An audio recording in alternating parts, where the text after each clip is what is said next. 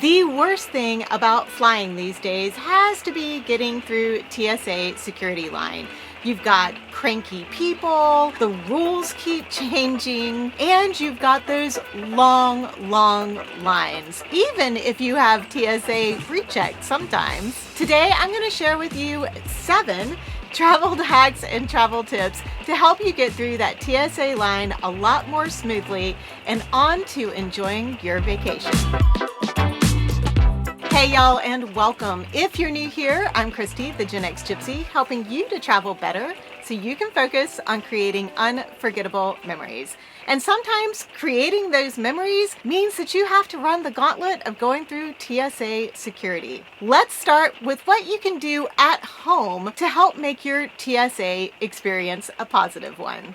Hack number 1, if you are unsure about a particular item, whether it can go in your carry-on or even if it can go in your checked baggage, you can check with TSA directly to find out what you can do with that item. You can either go through their app, which I will have linked below in the description. You could go to their website and ask them there, or perhaps the most convenient way is to go to their Facebook page or their Twitter page and ask them on that page. In fact, at the Facebook page or Twitter page, you can include a picture of the item or even the Amazon listing for the item.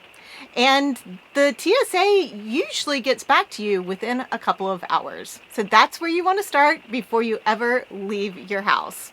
Hack number 2, pack your carry-on in an appropriate way so that you can expedite your way through security. By this, I mean have your liquids bag somewhere that it is easy to pull out of your carry-on if you need to do so, and also have your laptop or any of your electronics that are bigger than a cell phone ready to pull out if you are asked to do so. As I've said before in multiple videos, some airports will require you to pull stuff out and others will not, but it's best to go ahead and pack for the possibility that you will have to pull those things out. I would even encourage you, if you travel with a laptop in a laptop sleeve like I do, to not put your laptop in the sleeve until you've actually gone through security. Just in case they want it out of that sleeve, it just eliminates that extra time that it takes to unzip the sleeve and pull your laptop out and put it in the bin. I would also encourage anyone who is traveling with medications or breast milk to have those bags available somewhere easy to pull out just in case you're asked to do so. Hack number 3. There is nothing worse than having to take everything out of your carry-on bag at security because the scanner has picked up on something that's questionable. I've had this happen to me, and it ended up being a super thick travel guide book for Iceland that I had packed at the very bottom of my backpack carry-on. And at the time, I had to pull all of my stuff out of that bag before we finally got to what looked like, kind of a brick when you looked at it on the x-ray, and it just was my travel guidebook. Today, I travel packing everything in packing cubes. I love my compression packing cubes from Trip to Travel, and they make that situation a lot easier because then you just pull out the cubes and TSA doesn't get a glimpse at your underwear. If you're interested in the packing cubes that I use, I will have those linked below in the description. I can't say enough about them. Hack number 4.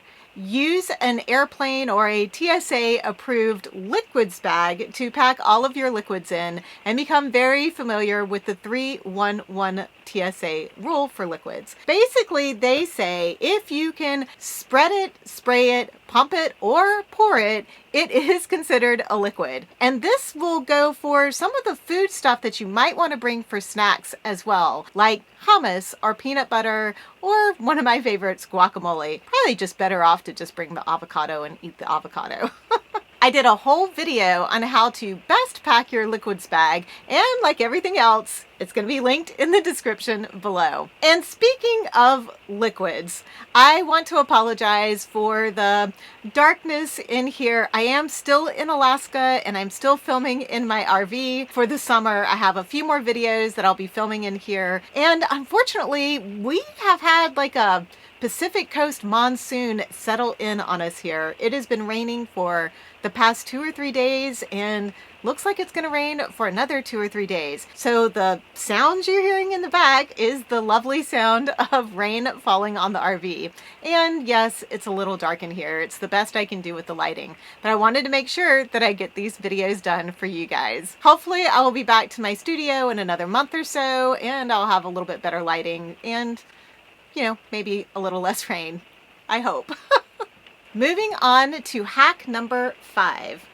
Choose your travel day outfit for getting through TSA smoothly. Pick out shoes that are easy to get on and off. And if you want to wear sandals, bring a pair of socks to put on for when you need to take your shoes off and walk through the scanner. You probably want to choose an outfit that you don't have to wear a belt with, or if it's something you do need a belt with, try to pick a belt that doesn't have a metal buckle.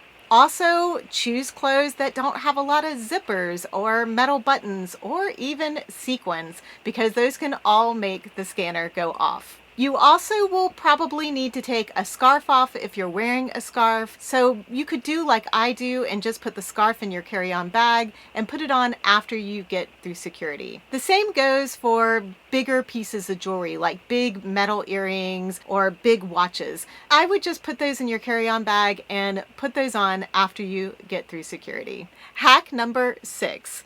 Check to see if your airport is participating in the Virtual Line program. With the Virtual Line program, you can make a reservation up to 72 hours in advance of your plane departing to get you through the security line without having to stand in line. The way it works is you go online, you make a reservation, you show up at the airport, and once you've checked your bags, if you're checking bags, then you proceed to the TSA and they will show you where you need to go for your appointment. And this allows you to skip the general TSA security line. It is not TSA pre-check, so you will still have to follow all of the same rules in the general security line, but at least you get to the front of the line and it'll save you a little bit of time.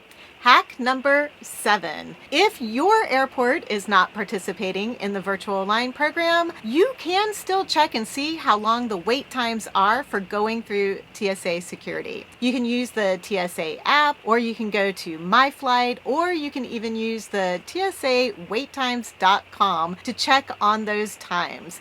If they are running like 20 to 30 minutes for people to get through security, then I like to get to the airport a little bit early, because it means that probably other things at the airport are moving a little slow too. And I personally would rather get there a little early and not be stressed about possibly missing my flight. And if you really want to cut down on the stress and time that you spend in the TSA security line, then I would suggest that you get TSA PreCheck or global entry, especially if you're traveling more than 2 or 3 times a year. You can get these programs for free through a lot of travel credit cards. So check your travel credit card, because they could reimburse you for the program if you use their card when you purchase it. I've done a whole video comparing the TSA PreCheck to global entry to clear, and you can watch that next right here.